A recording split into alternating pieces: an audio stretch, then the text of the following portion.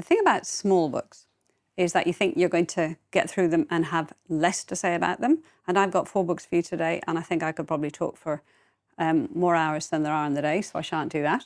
I'll also try not to tell you what to think about them, which is going to be quite hard. 4 novellas, quite similar in terms of the language in them is just to die for. We're going to start with Samantha Harvey's Orbital, which comes to us from Random House. She's written a huge amount, Booker Prize, long-listed, shortlisted for Women's Prize, Walter Scott, all of those. This one is not plot heavy. It's very much meditative. We have 6 astronauts who are orbiting the Earth. And part of this is experimental to see how they do in an environment which is very unlike, obviously, as we all know, their natural habitat. They'll be doing experimental work on how plants grow, how their muscles, react to weightlessness. And as they orbit this Earth, our Earth, 16 times a day, they watch from this remote distance what their planet looks like from dusk to dawn as the sun and they sort of cross paths. It's the most gorgeously, not intricate, but sort of weaving of the human lives, their lives in of a confined space. They're from 5 or 6 different countries. And even within this space, one of the sort of details which struck me was how there sort of was meant to be a Russian sort of separate zone, and then the Americans, Italian, UK, and Japanese were all in the other zone. But even their own toilet. And at some point, these boundaries disappear. And I think, without telling you what to think, but Harvey is looking a little bit at the boundaries, the rules, how we want to govern the Earth, what it looks like, and what difference does it make if I'm in space and looking at the Earth and saying, how does it change anything that I can look and be in awe of how beautiful it is? It's her descriptive work on what the Earth looks like, and then the interiority of these people who are looking at their lives, and they're looking at things that have happened or are happening in real time. They're watching a typhoon coming, and they know it's going to wreak devastation on a small island community where one of those astronauts has been. Somebody has lost their mother. So this sort of connection and yet separation from our Earth, from each other, from our history, from the habitat we should be living in, and what matters? Absolutely, it's a hugely universal story, and yet hugely sort of how microscopic we are, and yet how full and wonderful a life is. Absolutely luscious, superb piece of writing. Again, meditative. It's not a book, where what's going to happen. It's what are we thinking? Divine. Another one, very different, doing something very, very clever, is Denise Mina's 3 Fires, which comes to us from NewSouth. And those 3 fires all happen back in the 15th century Italy. So we're in that period of the Medicis, the Borgias, the power grabs, a very unsettled Catholic Pope. The universe the world is ruled by the church. And into this we have the sort of, Mina is writing the history of Friar Savonarola, who was the Dominican friar, who is a true historical figure, who wanted to purge the 15th century Italy of its corruption and its sin. So it's about this kind of zeal, religious zeal.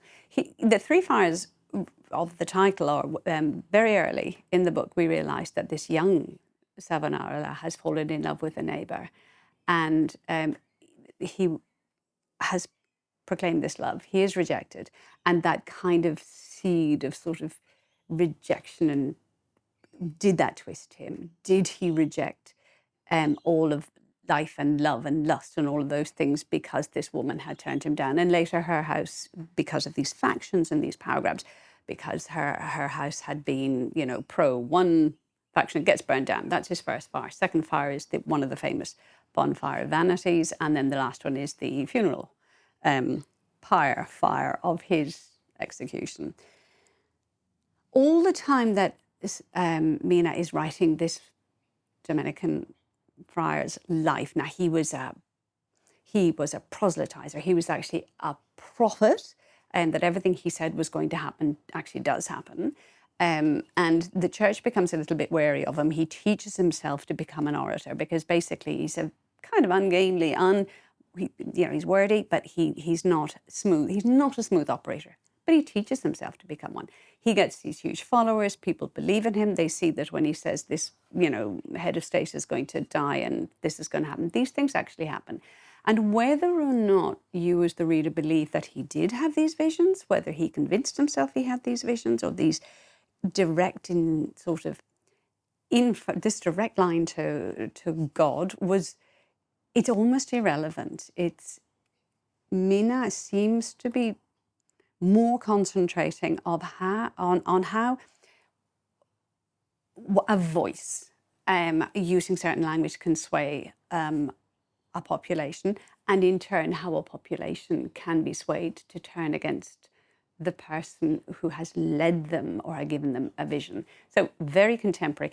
One of the things that I found the most fascinating about this book is that instead of just quite simply staying in her lane, which I think she has been one of the comments on this book, and keeping it to historical, classic historical fiction, she all of a sudden hoiks you out of this universe and talks about something that is contemporary or more contemporary in our world. Like she'll talk about the Vietnam War and you go, hang on, wait a minute.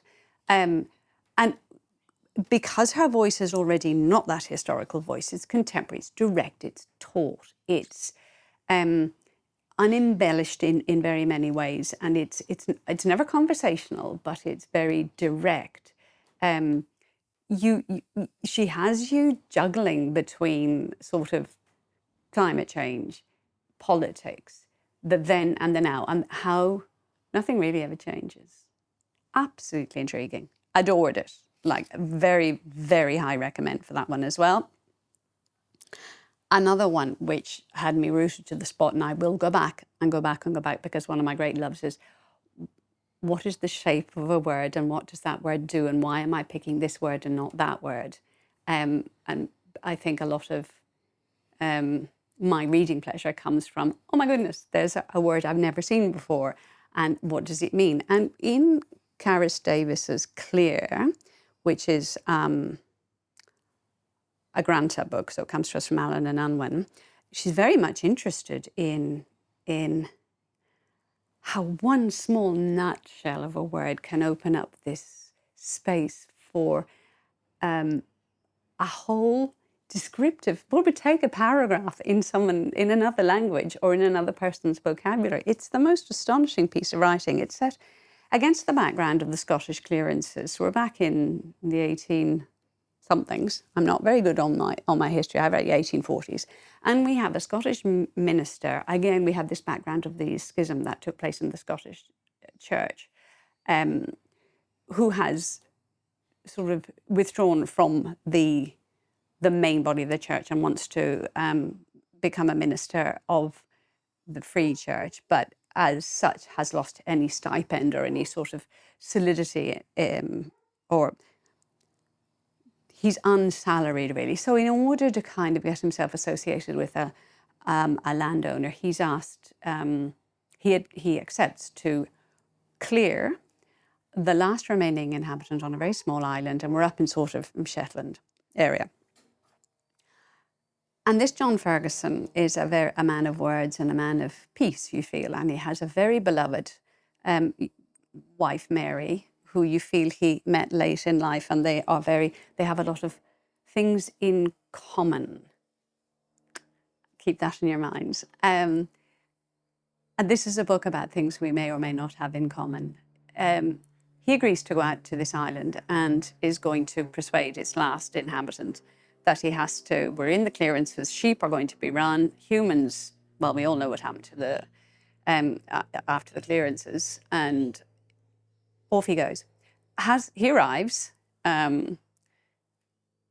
has an accident, falls down a sort of ravine, and the next thing he knows, he's actually been rescued by the very man he's supposed to be persuading to leave the island. But this man, Ivar, has no English whatsoever. And John has a smattering of sort of Gaelic, but not of this dialect, which was particular to this island. And slowly these two men, who are sort of cooped up in this sort of dim, small, smoky, dark space, find a way to connect with each other. And I love this bit where John actually uses his religious teachings, his one text. He sort of flips it over and uses it to write down all the words that Ivar is telling him about. A single word like yog will tell you that the sea is heavy. Or, I mean, I can't remember all the vocabulary, and I should with my own Irish have got some of it, but it's a very different language. So we have these two men sort of in a contained space, and then Ivar kind of brings John, as he recuperates, out onto the island, and is showing him all the time the words for the details, his look at everything, the minute sort of world. Again, it does go back to Orbital, our first book, which is how the universe is immense and tiny. It's very tender. There are surprising connections and bonds. And I'm not going to tell you the ending, but for its language alone, not just this very haunting relationship between these two men and their slow sort of arriving at each other with the words and without all the words they need to embrace the other. It is unbelievably gorgeous. And I'm not going to say any more because I won't shut up. Last one, also from Granta, a total joy for me, is Though the Bodies Fall, and this comes to us from Noel O'Regan, who is a debut Irish writer, and of course, there you are, my two great loves, Irish and debut. My goodness. I think one of the things that I hugely admired in this piece of writing is the fact that a lot of Irish writing that goes into sort of bleaker areas will often use lots of humour, and I think that's a very, very clever way of getting a reader on board with also tackling more difficult issues. And I'm not talking laugh out loud. And Regan, every now and then there's a wry sort of snort when you understand a word or you understand the way two people connect or miss each other. But manages to keep this he plays it quite straight. An absolutely, again, gorgeous story of how the world, what the world is like, and connecting to our three fires through this idea of kind of religious zeal and where that brings us. We have a young man called Micheál Burns who's living out on Kerry Head on the west coast of Ireland, and he's living on his own in a bungalow that had belonged to his family. He's got two sisters, Anya and Saoirse, and one of them he hasn't been in touch with for a long time. And as O'Regan, he does go through the story and feels he sort of helps us build our sort of our castle, if you like, or understand the edifice that he's constructing. But you don't get it all at the very beginning. He sort of delves back in and uncovers all his own personal history. The point to this headland that he's on, it's sort of like, think the cliffs of Moher. That's the feeling I got. And he's out on this headland, and it's a point where people come to when they are stretched to breaking point by life, and they're thinking of, and it's a distinction, they're thinking of maybe not continuing or continuing their walk to the headland and then off it. And they may not always be in full possession of all their faculties, and it mightn't all go the right way. But you learn that Micheál's parents had thought that this was their calling, that they would get the torch, put on their Macintosh and their wellies and trudge out and in some way or other try and persuade these people not to make a bad decision on that day.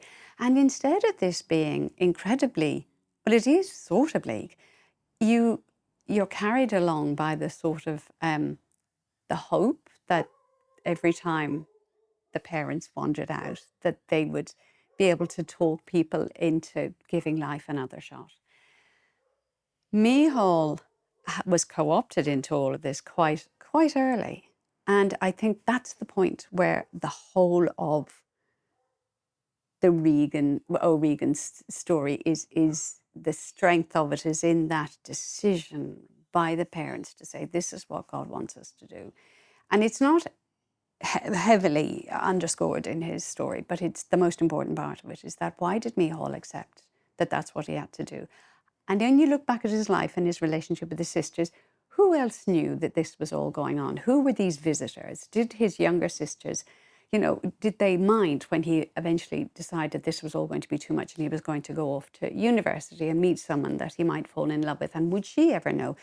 It is complex and quite dark in places, but it's the most extraordinary look at the decisions you make and how you might kind of not make the decisions. So those who are deciding life might or might not be worth living are making one set of decisions. Micheál's making another set of decisions about whether they should make that decision or can he dissuade them not to. But is he ever looking at his own life and the decisions he's making? And that's what we're interested in. It's an absolute stunner, and there's a great dog in it. I really love that dog. I think you should pick that one up because it's an absolute, we'll be seeing more from him. That's it. I'm not going to, you see, I could talk forever and I better not. Pick them all up. You will not regret any single one of those for language and for thought. Superb. If you liked this, you could like and, you could like and subscribe, hit some of those buttons, and I will be back on soon with more books for you. See you.